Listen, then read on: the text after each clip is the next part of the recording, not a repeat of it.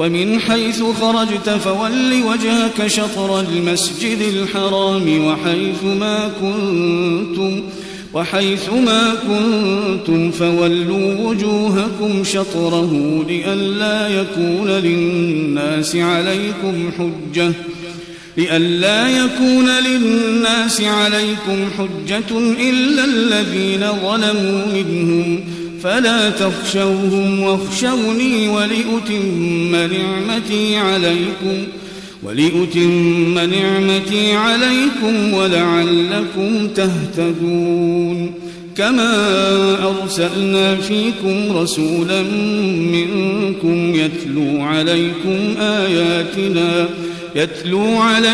آياتنا ويزكيكم ويعلمكم الكتاب والحكمة ويعلمكم ما لم تكونوا تعلمون.